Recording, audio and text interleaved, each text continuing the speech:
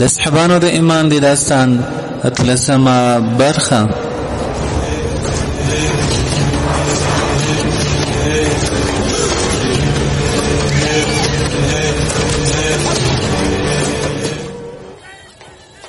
د صحابانو د ایمان داستان.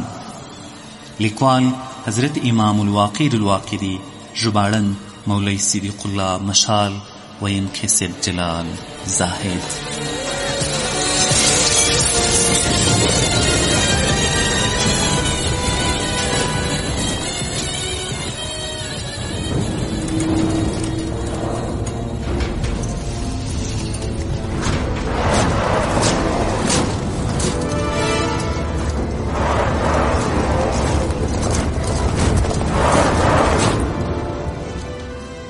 بسم الله الرحمن الرحیم. د اصحابانو د ایمان داستان د اتلسمې برخې محترم اوریدونکو، السلام علیکم ورحمت الله.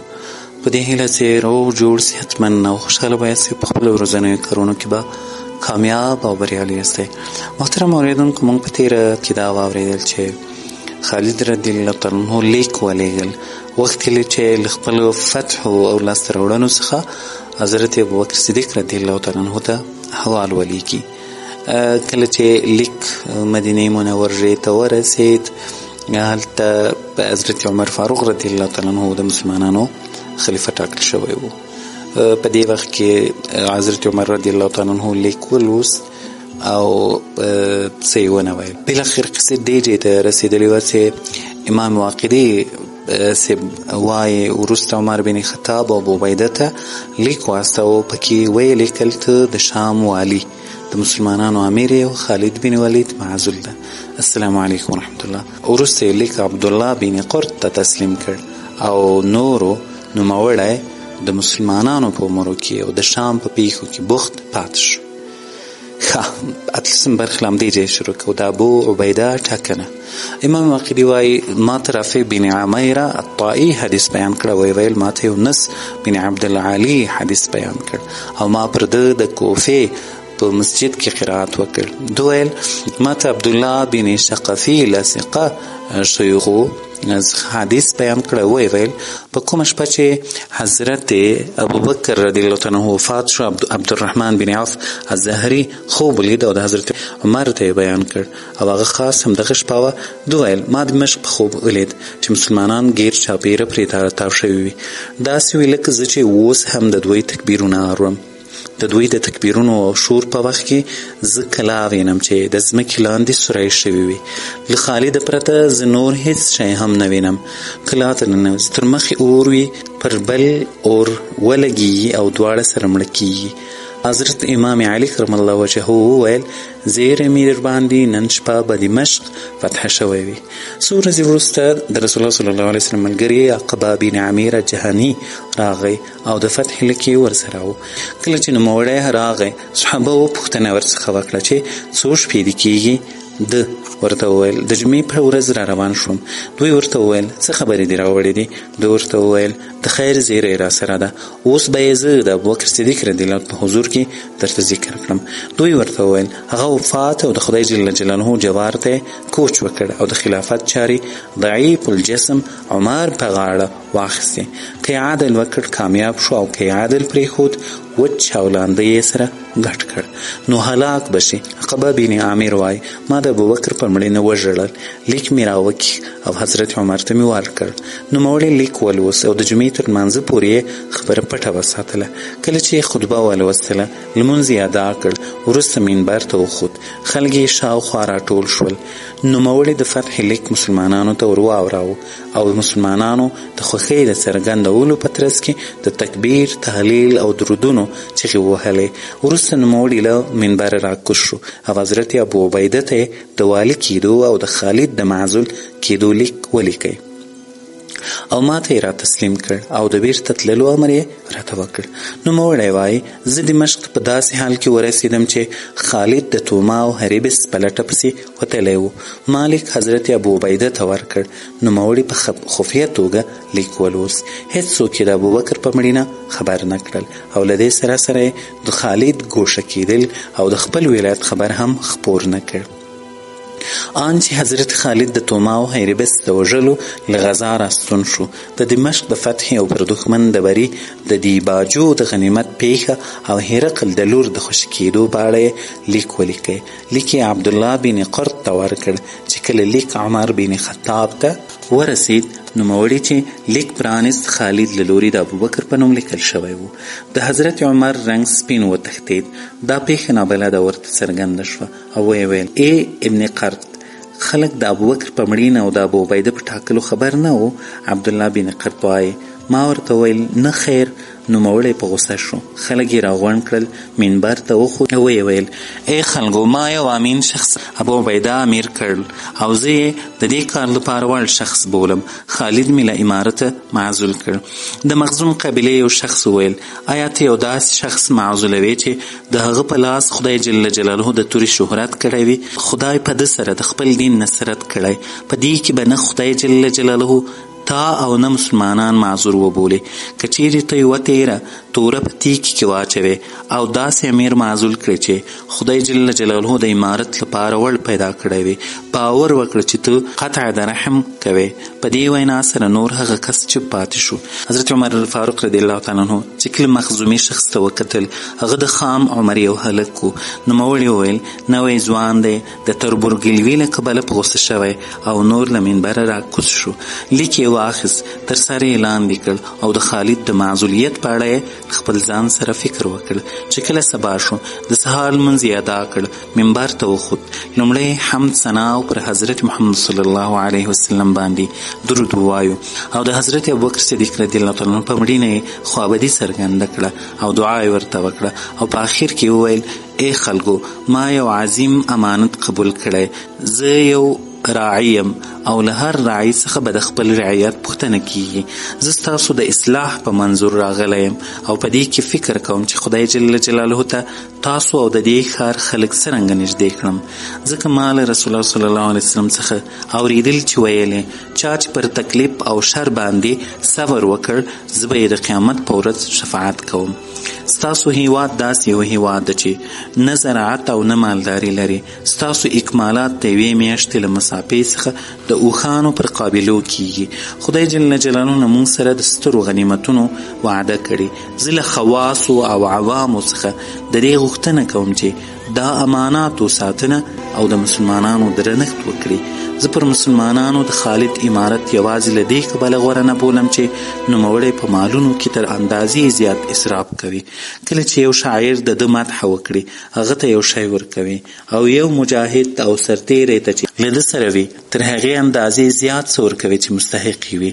د فقیرانو او ضعیفو مسلمانانو لپاره شی نه پاتې کیږي. زه غواړم چې دی معزول او پر ځای ابو عبیده وټاکم. خدای جل جلاله خبر ده چې زه یو امین شخص مقررول غواړم. یو څوک دې داسې نه وایي چې یو زړور شخص یې معزول او پر ځای د یو نرم زړه څښتن د مسلمانانو امیر وټاکئ. ځکه خدای جل جلاله سره د ده مرسته پشتیباني خدای جل جلاله کوي. وروسته له منبره راکوز شو. یوه خړه چمړه یې راواخیسته او ابو عبیده ته یې داسې لیک ولیکئ بسم الله الرحمن الرحیم. د خدای جل جلاله د بنده عمر بن خطاب له لوري د پاره د ابو عبیده عامر بن جراح سلام علیک. زه د واحد لا شریک خدای جل جلاله د ده پر نبی محمد درود وایم و بعد تمی د مسلمانانو د امورو مسئول ټاکلی. شرم مه کوه ځکه خدای جل جلاله له حق حیا نه کوي او زه تاسو ته له هغه خدای نه ویرولو ته رابولم چې له ده پرته نو ټول کائنات پیدا او فنا کیږي. هغه ذات چې ته د کفر له تیارو د ایمان رڼا ته او له دلالته و هدایت ته رهبري کړی. ما پر هغه لښکر چې له خالد سره دی ته امیر ټاکلی. د لښکر مشري پر غاړه واخله او دی معزول کړه. پام دی وي چې د غنیمت پر هیله مسلمانان هلاکت ته وانچوي او ما وړه ډلګۍ د دښمن د لوی لښکر مخې ته ورلېږه. داسې مه ورته وایه چې زه ستاسې په اړه د بري تمه لرم. ځکه نصرت له باور او اعتماد سره وي او یو ځلې بیا په ټینګار سره درته وایم چې دوکه نشي او مسلمانان په هلاکت کې وانه چوي. له دنیا څخه سترګې پټې کړه او زړه ورڅخه منفور کړه. پام چې داسې هلاک نشي لکه تر تا وړاندې چې خلک هلاک شوي. تا د دوی حلاکت یا په سترګو لیدلی او یا د کیسې اورېدلی او د هغوی په اسرارو خبر یې. ستا او د آخرت ترمنځ د یوه ټیکري په شان پرده ده. ستاسو اسلاف تللي او تاسو داسې بریښئ لکه د کوچېدلو په انتظار چې یاست، او له هغه سرایه به کوچ کوئ چې ښکلا او تازګي یې له لاسه ورکړي، او په دې کې له خلک یو بل ته سوارلۍ ساتي، او د لارې توښه یې یوازې تقوا ده. مسلمانان باید تر خپله وسه د تقوا مراعات وکړي، او هغه غنم او وربشې چې په دمشق کې تاسو پیدا کړي او مشاجره مو سره پرې کړي هغه د مسلمانانو دي. په سرو او سپینو زرو کې 5 ده، او نور به سهمونه کیږي. ستا او د خالد دعوې د سولې او جګړې په اړه نو ته والي او د امر څښتنې. سوله پر حقه شوې، هغه د سولې توکي د رومیانو دي، هغه ورته تسلیم کړئ. دا چې د هرقل لور مو له اسارت څخه وروسته خپل پلار ته هدیه کړي دا مو زیادت کړی، ځکه د دې په فدیه کې له هرقل څخه ډیر مال اخیستل کېدی او ضعیفو مسلمانانو کار پرې جوړېدی. والسلام علیکم وعلى جمیع المسلمین. لیکې سره ونغښتی، د خپلې ګوتې په مهر یې ټاپه کړ. وروسته یې عامر بن ابي وقاص د سعد ورور راوغوښت، لیک یې ورته تسلیم کړ او ورته ویل دمشق ته ولاړ شه او زما دا لیک حضرت ابو عبیده ته تسلیم کړه، او امر ورته وکړه چې مسلمانان راغونډ کړه، او عامره ته په خپله دا لیک د دوی په وړاندې ووایه. دوی د ابوبکر په مړینه خبر کړه. وروسته حضرت عمر شداد بن اوس راوغوښت او امر یې ورته وکړ چې له امیر سره ګډ شام ته ولاړ شه. چې کله حضرت ابو عبیده لیک ووایه، خلک دې په دې امر کړه چې له تا سره بیعت وکړي تر څو ستا سره بیعت کول زما بیعت شي. امام واقدي وایي دوی دواړه په ګړندي یون سره د ځمکې مزي راړنګ کړل، ان چې دمشق ته ورسېدل. هلته په دمشق کې میشت مسلمانان د حضرت ابوبکر له لوري د خبر ورتللو په تمه شپې سبا کولې، او د دې دپاره یې د انتظار شپې څارلې. د ده د هدایاتو په انتظار و چې د حضرت عمر رضی الله تعالی عنه 2 ملګري ورښکاره شول. دوی سرونه ورته راهس کړل او په دې ډیر خوښ شول. دوی ورغلل، د خالد بن ولید په خیمه کې واړول، او عامر بن ابي وقاص وویل هغه یعنی عمر مې په خوشحاله حال کې پریښود. له ما سره د ده لیک را سره ده. ده ما ته امر کړی چې په خپله به یې د خلکو په غونډه کې وایم، خو خالد په دې خبره کې متردد شو او په پیښه یې سر خلاص نه شو. مسلمانان عامر بن ابي وقاص ته راغونډ کړل، نوموړی ولاړ شو او لیک یې د دوی په حضور کې ولوست. چې کله د حضرت ابوبکر د وفات خبرې ته ورسید، په خلکو کې د ژړا چیغې راپورته شولې. حضرت خالد هم په ژړا شو او ویل که رښتیا هم ابوبکر وفات او پر ځای حضرت عمر د خلیفه په ډول ټاکل شوی وي، نو زه یې پر غبرګو سترګو هر امر منلو ته تیار یم. حضرت عامر د لیک پاتې متن په بشپړه توګه ووایو. کله چې خلک له شداد بن اوس سره د بیعت خبره واورېده، نو سمدستي بیعت ورسره وکړ. په دمشق کې دا بیعت د هجرت په 14 کال د برات یعنی شعبان د میاشتې په 3 ورځ ترسره شو.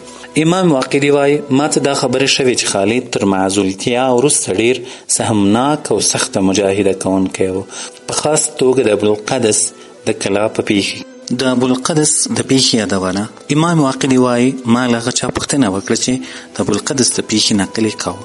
هغه داسې راته وویل د ورقا او طرابلس ترمنځ یوه ورشوده چې د سلسله یعنی زنځیر په نامه یادیږي، او هلته یو دیر ده چې ډیرې سمعې پکې شته، چې یوه پکې هغه سمعه ده چې 100 کلن یو راهب پکې استوګن و، چې پخواني کتابونه ویل او د تیرو زمانو د امتونو په پیښو او نقلونو کې پوره مهارت درلود. نو رومیان به ورته راتلل او د ده له علمه به یې رڼا اخیسته. د رومیانو د روژو په وروستنیو ورځو کې به د ده د سمعې په وړاندې هر کال یو عید جوړېدی چې د شعانین په نامه به یادېدی. رومیان، نصارا او د لیرو خورو ورو سیمو او سواحلو څخه به خلک ورته راتلل، ان چې د مصر قبطیانو به هم ګډون پکې کاوه. د همدې نصراني راهب شاوخوا به راجمع کېدل، ده به وینا ورته کوله او د انجیل غوره ویناوې به یې ورته بیانولې. په دې عید کې به یو ستر بازار جوړېدی او بشپړ کال به تیاری ورته نیول کېده. خلکو به سره، سپین او هر ډول توکي وروړل. 3 ورځې به پیر او پلور پکې روان و. مسلمانانو ته نه دا معلوم او نه پرې خبرو.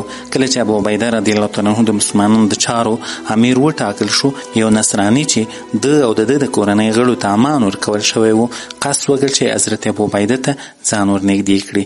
نوموړي ابو عبیده ته په داسې وخت کې راغی چې د ده دا فکر کاوه چې د روم کوم ښار ته خپل سرتیلي ولېږي او څه وکړي. یو ځلې به یې دا فکر کې ور وګرځېدل چې بیت المقدس ته مخه کړه، ځکه هغه د دوی په ښارونو کې ستر حیثیت خاوند و او د روم د مملکت پایتخت او له مذهبي او دیني پلوه هم یو مرکز و. کله به یې دا فکر وکړ چې انطاکیې ته خپل ځواک باید ولېږم، له هرقل سره مقابله وکړم او ځان ترې خلاص کړم.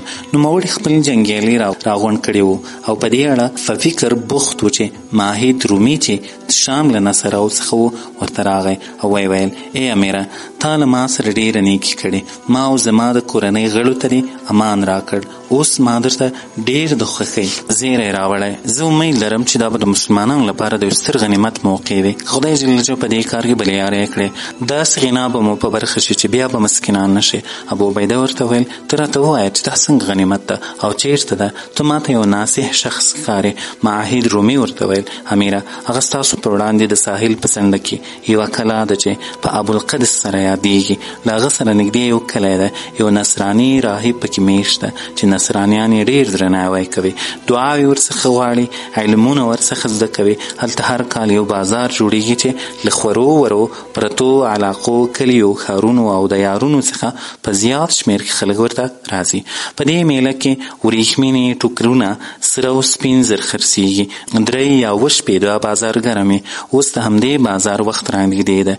تاسو به خلک ووژنئ، اولادونه مېرمنې به یې په بند راوړئ او د جوړ شوي بازار هر څه به غنیمت په ډول ستاسو لاسونو ته ولویږي. او دا یو داسې غنیمت ده چې مسلمانان پرې خوشحاله او دښمن پرې سپکېږي. امام واقدي وایي ابو عبیده چې کله د ماهید خبرې واورېدې له دې کبله ډېر خوشحاله شو چې کېدای شي دا هر څه د مسلمانانو لاس ته ورشي.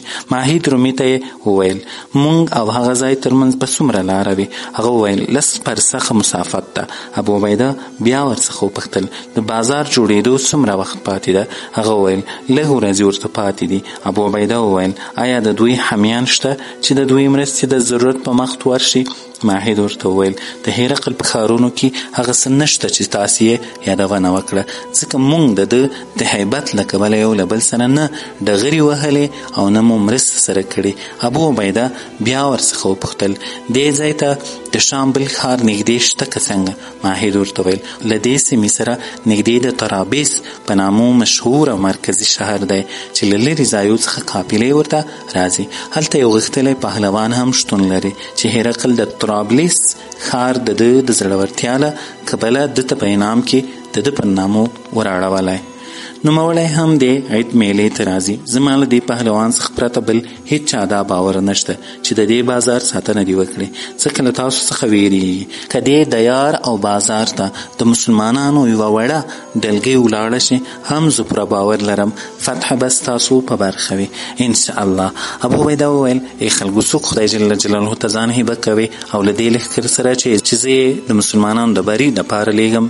ځي خلک ټول چې پاتې شول یوه خبره ونه کړه. حضرت ابو عبیده د 2م ځل لپاره بیا ناره وکړه او د ده مطلب په دې سره حضرت خالد و. مخامخ ورڅخه شرمېدی ځکه ده معزول کړی و. له دې سره د خلکو په منځ کې یو نوی ځوان پورته شو چې تازه یې ږیره خط وهلې وه او بریتونه یې تور شوي وو. دا ځوان عبدالله بن جعفر طیار و.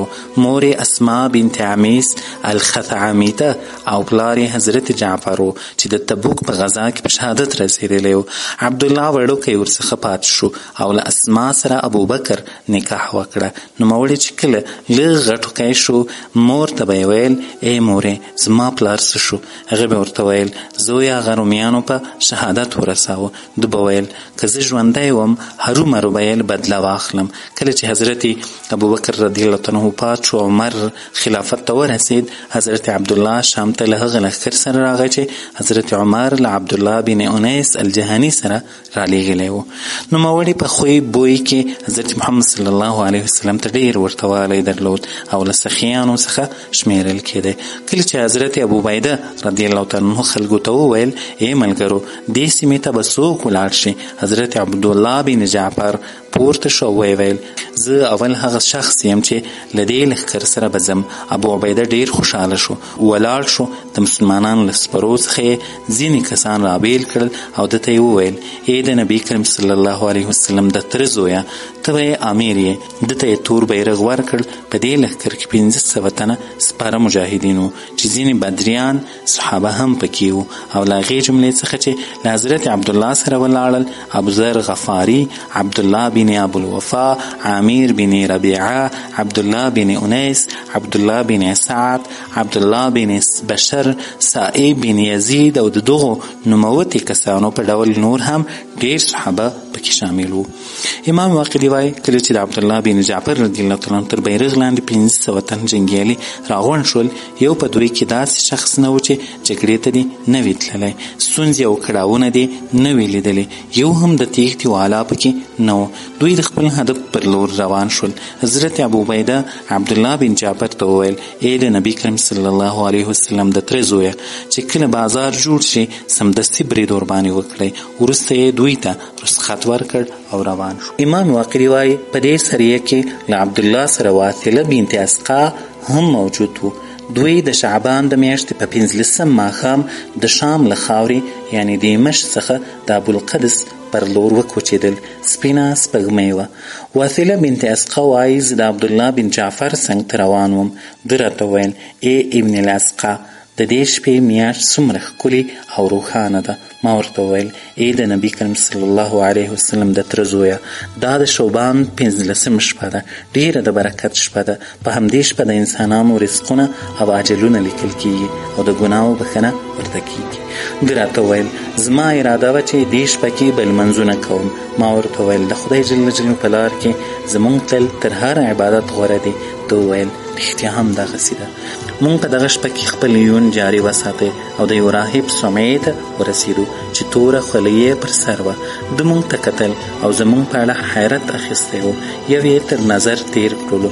وروسته یې د عبدالله بن جعفر په چهره کې سترګې خښې کړې او ویل آیا دا ځوان ستاسې د نبي زوی دی؟ مونږ ورته وویل نه. خیر. ده وویل د نبوت د نور نښې پکې ځلیږي، آیا څه تړاو ورسره لري؟ مونږ ورته وویل دا د ده د تره زوی دی. راهب وویل دا یوه ورقه ده او ورقه د درختې د اصله وي.